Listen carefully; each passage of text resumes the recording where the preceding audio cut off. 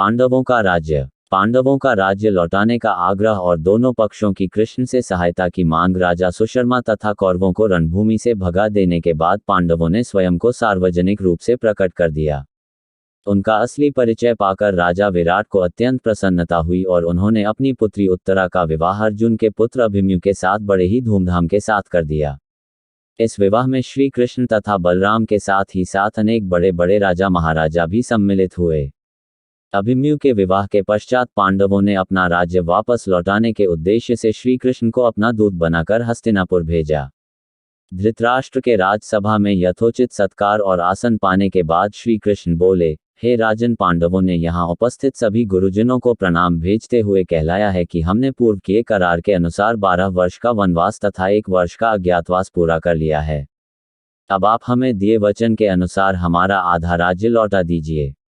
श्री कृष्ण के वचनों को सुनकर वहां उपस्थित भीष्म, विदुर, द्रोण आदि गुरुजनों तथा परशुराम, कवादि महर्षिगणों ने धृतराष्ट्र को समझाया कि वे धर्म तथा न्याय के मार्ग में चलते हुए पांडवों को उनका राज्य तत्काल लौटा दें।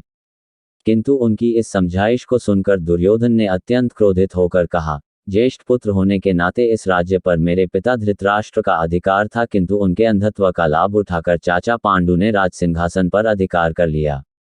मैं महाराज धृतराष्ट्र का ज्येष्ठ पुत्र हूं, अतः इस राज्य पर मेरा और केवल मेरा अधिकार है। मैं पांडवों को राज्य तो क्या, सुई की नोक के बराबर भी भूमि देने के लिए तैयार नहीं हूं। यदि उन्हें अपना राज्य वापस चाहिए तो वे हमसे युद्ध करके उसे प्राप्त कर लें। उपस्थित समस्त जनों के बारंबार समझाने के बाद भी दुर्योधन अपनी बात पर अडिग रहा और श्री कृष्ण वापस पांडवों के पास चले आए और दोनों पक्षों में युद्ध की तैयारी होने लगी। पांडवों को राज्य न देने के अपने निश्चय पर दुर्योधन के अड़ जाने के कारण दोनों पक्ष में मध्य युद्ध निश्चित हो गया तथा दोनों ही पक्ष अपने लिए सहायता जुटाने में लग गए। एक दिन दुर्योधन श्री कृष्ण से भावी युद्ध के लिए सहायता प्राप्त करने हेतु द्वारिकापुरी जा पहुंचा।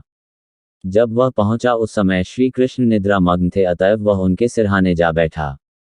इसके कुछ ही देर पश्चात पांडित अर्जुन भी इसी कार्य से उनके पास पहुंचे और उन्हें सोया देखकर उनके पैताने बैठ गए। जब श्री कृष्ण की निद्रा टूटी तो पहले उनकी दृष्टि अर्जुन पर पड़ी। अर्जुन से कुशल क्षेम पूछने के भगवान कृष्ण ने उनके आगमन का कारण पूछा।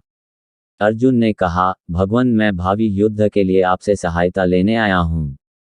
अर्जुन के इतना कहते ही सिरहाने बैठा हुआ दुर्योधन बोल उठा, हे कृष्ण, मैं भी आपसे सहायता के लिए आया हूं। चूंकि मैं अर्जुन से पहले आया हूं, इसलिए सहायता मांगने का पहला अधिकार मेरा है।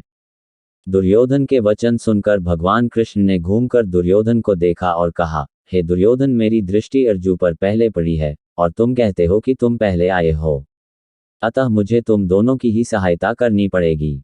मैं तुम दोनों में से एक को अपनी पूरी सेना दे दूंगा और दूसरे के साथ मैं स्वयं रहूंगा, किंतु मैं न तो युद्ध करूंगा और न ही शस्त्र धारण करूंगा।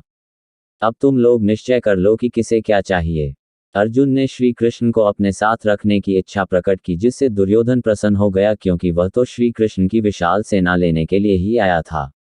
इस प्रकार श्री कृष्ण ने भावी युद्ध के लिए दुर्योधन को अपनी सेना दे दी और स्वयं पांडवों के साथ हो गए। दुर्योधन के जाने के बाद श्री कृष्ण ने अर्जुन से पूछा, हे पार्थ, मेरे युद्ध नहीं का निश्चय के बाद भी तुमने क्या सोचकर मुझे मांगा? अर्जुन ने उत्तर दिया, भगवान, मेरा विश्वास है कि जहां आप हैं वहीं विजय है, और फिर मेरी इच्छा है कि आप मेरा सारथी बने। अर्जुन की बात सुनकर भगवान श्री कृष्ण ने उनका सारथी बनना स्वीकार कर लिया।